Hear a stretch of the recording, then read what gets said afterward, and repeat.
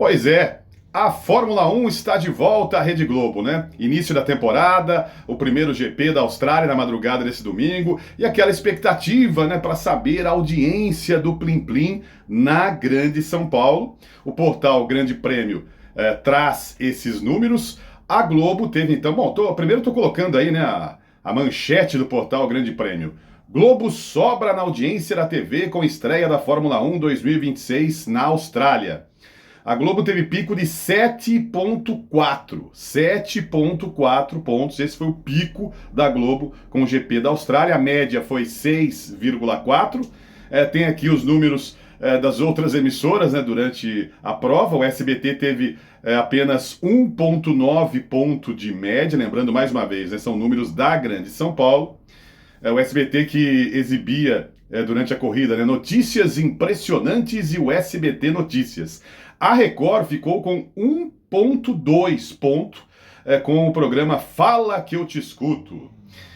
A Rede TV teve meio ponto, né, com a Madrugada Animada, e a Band 0,4 com o Cine Privé. Daí então, para você os números, portal Grande Prêmio. Bom, gente, a Globo tem mais audiência que as outras emissoras. Não surpreende tanto. Talvez, né?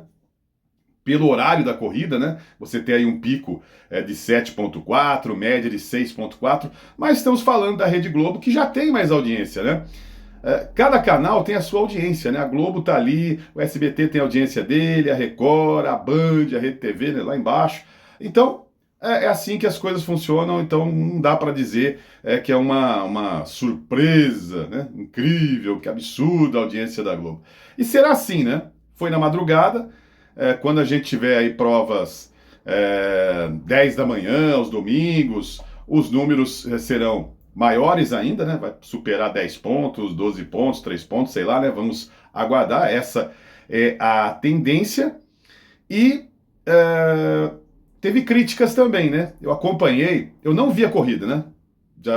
Eu gosto de ser sincero aqui, eu não vi a corrida, né? Eu tava um monte de coisa para fazer, dormir, né? Até tentei ver, mas não aguentei, né? Não aguentei ver a corrida, mas depois, nesse domingo, né? Já de manhã, coloquei ali na GETV porque tem um compacto. Você pode até acessar na GETV no YouTube, tem lá um compacto da corrida e muitas críticas, né? Porque o compacto tem apenas 2 minutos. A própria GETV explicou, né? Não, isso aí é uma questão contratual. É o máximo, né? São 2 minutos que a GETV pode colocar esses compactos, é uma questão de contrato.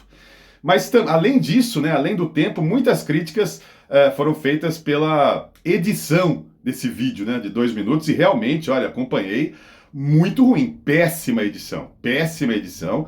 Se você não viu ainda, vai lá no canal da GETV no YouTube e veja, né, com seus próprios olhos e acompanhe também ali com a narração do Everaldo Marques. Também críticas ao Everaldo Marques, né, acompanhei ali nos comentários desse vídeo na GETV, muita gente pedindo Sérgio Maurício de volta.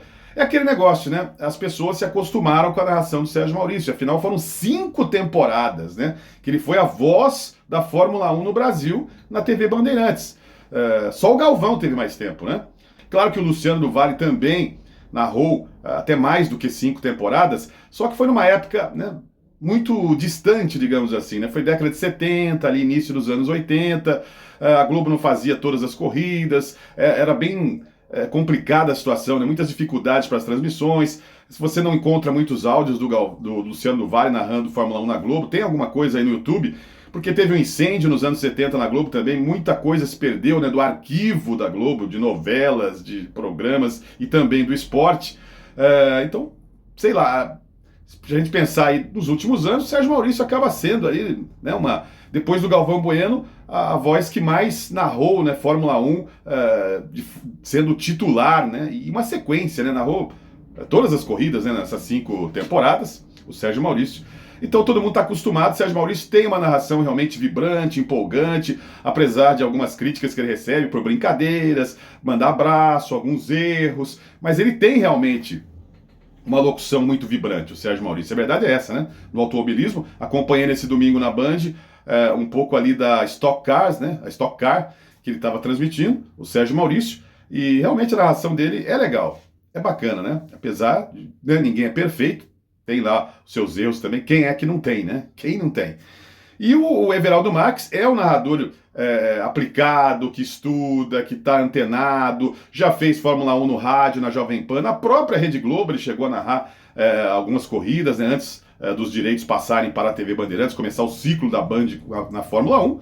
Mas enfim, o pessoal se acostumou e são estilos diferentes, né? Everaldo Marques, Sérgio Maurício, cada um tem o seu jeito, né, de contar as histórias, de narrar os eventos esportivos.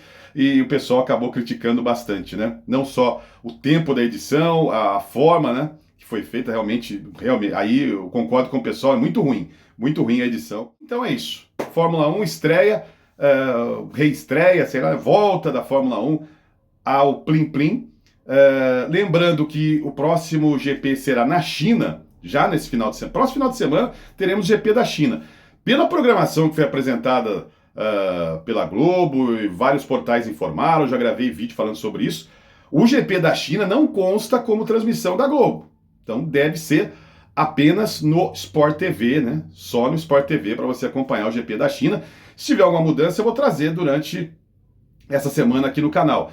Mas o que está programado é que o GP da China não será transmitido e aí sim, a corrida seguinte, no Japão, a Globo transmite. Vai ser assim, gente, são 15 provas. Independentemente disso, são 15 provas que a Globo vai mostrar durante a temporada, né?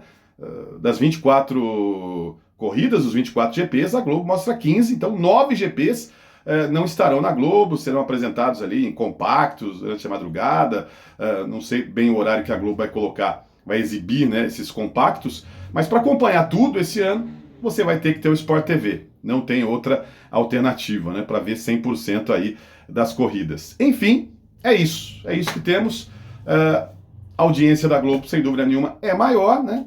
E na Band você tinha todas as corridas, né? A audiência era menor, mas você via todas as provas. Manda aí sua opinião. Acompanhou esse compacto ou não? Viu pelo Sport TV? Acompanhou a Fórmula 1 TV, né? A F1 TV? Como é que você viu aí a Fórmula 1, esse GP da Austrália, a primeira prova dessa temporada 2026. Para fechar o vídeo, ainda falando sobre audiência, né, algumas pessoas perguntaram durante a semana, você não vai falar do Galvão? A estreia do Galvão, que foi lá na segunda-feira no SBT, às 10h30 da noite, depois do programa do Ratinho, né, o programa do Galvão Futebol Clube. Galvão Futebol Clube, com Vampeta, com a Nadine Bastos, com o Mauro Naves, com o Mauro Betting, né? Esse novo programa esportivo, visando já, né, a Copa do Mundo, as transmissões aí do SBT. Olha, pelas informações, foram 3 pontos de média. 3 pontos de média o Galvão conseguiu. Mais uma vez, né, são números da Grande São Paulo. E é assim que as coisas funcionam. Não estou dizendo que eu concordo ou não concordo com isso, porque muita gente questiona. Por que você não dá os números do Rio, dá os números de Minas Gerais? Por que você não fala dos números do Rio Grande do Sul, sei lá, de Pernambuco, de outras regiões do país? Os portais, meu amigo, eles estão ligados nos números da Grande São Paulo. O mercado publicitário funciona assim. Repito, não sei se isso é certo ou errado, mas é assim que as coisas funcionam. Um grande patrocinador, quando vai anunciar numa emissora de TV, uma grande emissora de TV, eles consultam a audiência, né, dos programas na Grande São Paulo. É assim, às vezes um pouco no Rio, mas na Grande São Paulo, que é considerada, né, a Grande São Paulo é considerada aí, em termos de publicidade, né, São Paulo, o maior mercado publicitário do nosso país. Então, é isso. Então, 3 pontos de média. A Record teve 3,3, né, um pouquinho mais. Lembrando que o Galvão teve um pico de 4,5, 3 de média. A Record teve 3,3 no horário do Galvão Futebol Clube. A Globo, 17 pontos durante o programa do Galvão no SBT, apresentando o Sincerão do BBB e também Tela Quente. A Rede TV ficou com 0,8 ponto de média, e a Band 0,7 com o apito final do Neto, que mudou para segunda-feira. Aí você fala, nossa, o Galvão deu um banho no Neto, né? 3 pontos de média, a Band teve 0,7, mas o Galvão não conseguia mais do que isso na Band. Só nos primeiros programas ali passou de 1 ponto, né?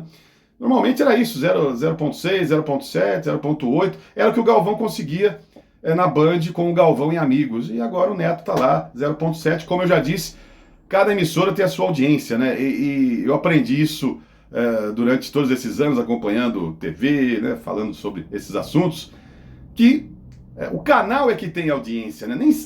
Muita gente coloca o profissional é que traz audiência. Em alguns casos, sim. Mas normalmente as emissoras têm a sua audiência. Se o Galvão fizer na Globo o programa dele, na segunda-feira à noite, vai dar muito mais audiência do que no SBT. Se ele fizer na Rede TV, vai dar uma audiência pequenininha, porque o canal não tem audiência, né? Então, é assim que as coisas funcionam. Portanto, tá aí o Galvão. E pelas informações de alguns portais, a audiência até diminuiu, né? Em comparação com as outras semanas, né? As 3, 4 últimas semanas, né, no mesmo horário do programa Galvão Futebol Clube no SBT, a audiência até caiu 28%, né? Então 28% das pessoas ou desligaram do SBT na hora do programa do Galvão ou mudaram de emissora. Mas foi uma estreia, vamos aguardar aí os próximos números, mas é isso que temos aqui nesse conteúdo, tá bom? Um grande abraço para você, a gente fica por aqui, até o próximo vídeo, faça sua inscrição no canal, ative o sininho, tá certo? Deixa aí o seu like, o seu joinha no vídeo e a gente volta. Um abraço, tchau!